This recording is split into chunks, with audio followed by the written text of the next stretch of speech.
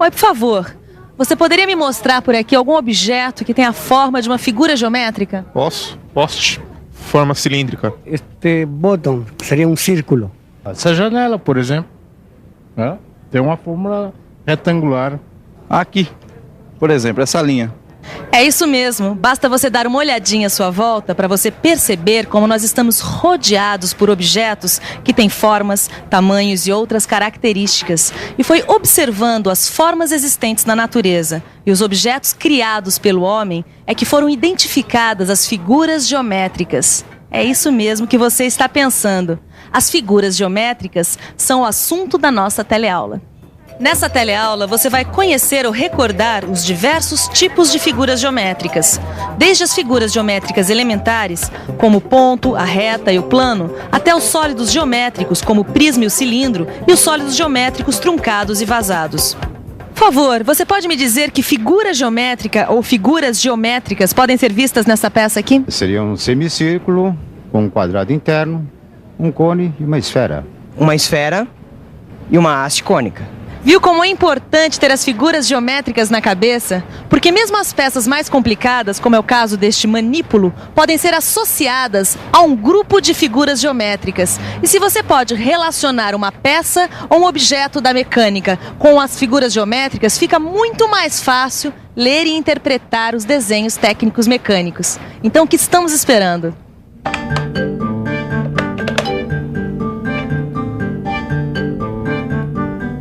Esta tá ótima. Tem círculo, tem quadrado, tem tronco de cone. O desenho dessa peça que está aparecendo no monitor tem tudo quanto é forma geométrica. É mesmo. Agora, eu acho melhor a gente começar do começo. Você está falando das figuras geométricas elementares. Exatamente. Eu posso falar? Fala. Bom, vamos até a prancheta que eu vou mostrar o começo de tudo. Você pode até fazer junto comigo. Pegue uma caneta e pressione contra uma folha de papel. Assim. Olha, essa marca que a gente acabou de fazer é a representação de um ponto. O ponto é a figura geométrica mais simples.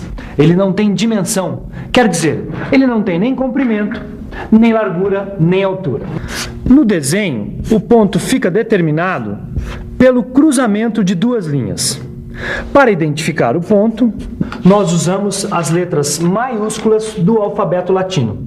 Eis aí o ponto A, o ponto B e o ponto C. Mas isso é apenas o ponto de partida. Ainda tem muita figura geométrica por aí. E aí, seu Ananias? Não vai me dizer que não dá para consertar? É claro que dá para consertar. É só substituir esses dois gomos que a sua corrente vai ficar novinha. Mas a gente não está aqui para aprender a consertar corrente, e sim para aprender a interpretar desenho técnico mecânico, não é mesmo? Pois então, eu estava aqui justamente pensando no assunto dessa teleaula. Veja só, essa corrente é formada por pequenos gomos, como esse daqui, ó, ligados uns nos outros. E daí? Daí que isso tem a ver com uma figura geométrica elementar. Vamos imaginar que cada gomo desses aqui, ó, fosse um ponto. Então, a união de pontos é uma linha. Peraí, o senhor está querendo me dizer que uma linha é uma sucessão de vários pontos? Isso. A gente pode imaginar uma linha como um conjunto infinito de pontos colocados um do lado do outro, como os gomos dessa corrente. A gente pode pensar a linha como o deslocamento de um ponto. O rastro que ele deixa é uma linha. Ah, se a minha geometria não desabou, a linha só tem uma dimensão, é isso? Exatamente. A linha só tem comprimento. E olha só, esticando a linha, a gente tem uma linha reta, mais conhecida como reta. E é bom lembrar que a reta não tem começo nem fim. E é muito fácil de representar. Veja só, aí está a representação de uma reta. E como toda reta, ela deve ser identificada por uma letra minúscula do alfabeto latino. Por exemplo, a letra R. No seu livro de estudos, você também vai ver como obter e representar uma semi-reta e um segmento de reta. Agora, o importante é seguir em linha reta na direção de novos conhecimentos. Muito bem, a gente já viu o ponto, linha, linha reta. Agora falta a gente recordar o que é um plano. É isso mesmo, o chão, a parede, o tampo de uma mesa nos dão uma ideia do que seja um plano. Agora, será que não tem uma outra maneira da gente imaginar o que é um plano? Vamos pensar um pouco? Vamos pensar um pouco. Ah, já sei. A gente pode imaginar o plano como sendo formado por um conjunto de retas colocadas uma do ladinho da outra, todas na mesma direção. Ah, também dá para imaginar o plano como o resultado do deslocamento de uma reta numa mesma direção. E tem mais. É claro que o plano não tem começo nem fim, mas na hora de fazer a sua representação, a gente delimita o plano por linhas fechadas. Assim. Para identificar os planos, são usadas letras gregas como alfa, beta e gama. Imagine que essa pasta representa um plano e este lápis uma reta. O plano e a reta pode estar assim, na posição horizontal, ou assim, na posição vertical, ou assim, na posição inclinada. Certo, Ângela? Certo. O que você está desenhando? Ah, são as figuras planas. Ah, claro. O que mais poderia ser? Depois dos planos, a gente tem que falar das figuras geométricas planas. Uma figura é plana quando todos os seus pontos estão no mesmo plano. Aqui estão as principais figuras planas. Figuras que você já conhece pelos nomes, como o círculo, o quadrado, o retângulo, etc, etc. Ah, as figuras planas com 3 ou mais lados são chamadas de polígonos. Que é isso? Isso é uma folha que tem a forma de uma figura plana. Um polígono muito conhecido, o retângulo. E como você já falou das figuras geométricas planas, só me resta recordar o que são os sólidos geométricos. Ah, sólidos geométricos. É bem lembrado. Eu posso falar? Eu falo. Quando uma figura geométrica tem pontos situados em diferentes planos, nós temos o sólido geométrico. É fácil de entender. Quer ver? Uma folha sobre uma superfície plana é uma figura plana, o retângulo.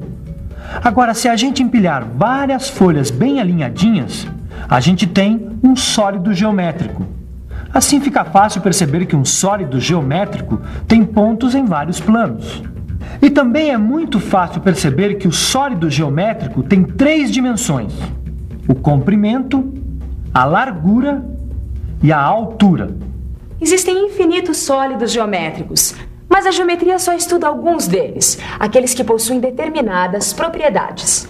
O prisma, o cubo e a pirâmide são alguns desses sólidos. Nesse caso, eles têm uma coisa em comum: todos são limitados por superfícies planas. Agora, existem outros sólidos que interessam. São esses aqui: o cilindro, o cone e a esfera. Esses sólidos também têm uma coisa em comum: todos são limitados por superfícies curvas. Agora preste atenção numa coisa que o Miguel tem para falar. Fala, Miguel. Isso é mesmo muito importante. Na mecânica, por mais complexa que seja uma peça, como essa, por exemplo, ela sempre pode ser analisada como sendo o resultado da combinação desses sólidos que acabamos de ver, ou parte deles. É por isso que você sempre precisa ter os sólidos na ponta da língua, ou será na ponta do lápis? Bom, vamos começar por esses aqui, os de superfície plana. Prismas. O prisma pode ser imaginado como sendo formado por uma pilha de polígonos iguais, ou ainda como resultado do deslocamento de um polígono. Trata-se de um tipo de sólido limitado por polígonos. Veja e guarde bem seus elementos: as faces, as arestas e os vértices.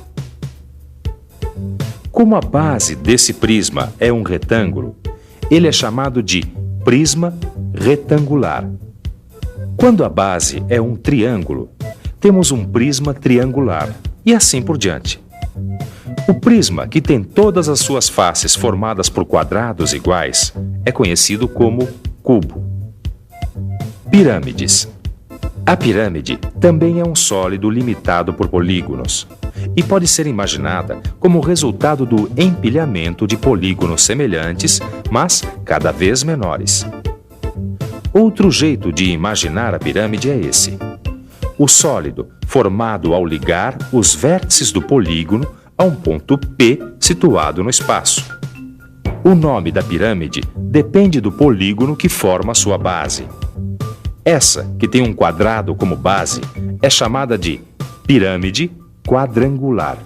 A sua magrela é cheia de sólidos com superfícies curvas. O guidão, os aros, os eixos, o garfo, a alavanca do pedal.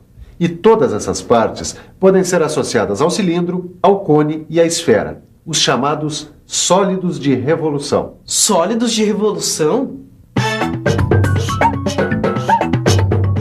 Sólido de revolução.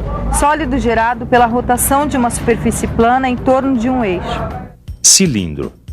O cilindro pode ser imaginado como resultado da rotação de um retângulo ou um quadrado sobre um de seus lados. A figura que é girada, nesse caso um retângulo, se chama de figura geratriz. O cilindro é formado por uma superfície cilíndrica, arestas e duas bases na forma de círculos. Cone. Girando um triângulo retângulo sobre um de seus catetos, temos o cone. Um sólido com superfície cônica, um vértice, uma aresta e uma base na forma de um círculo. Esfera. A formação da esfera pode ser imaginada a partir da rotação de um semicírculo em torno de um eixo que passa pelo seu diâmetro. O raio da esfera é o segmento de reta que une o centro da esfera a qualquer um dos pontos de sua superfície. Bom, a gente tem aqui sólidos geométricos bastante conhecidos, não é mesmo? Se a gente cortar esses sólidos assim.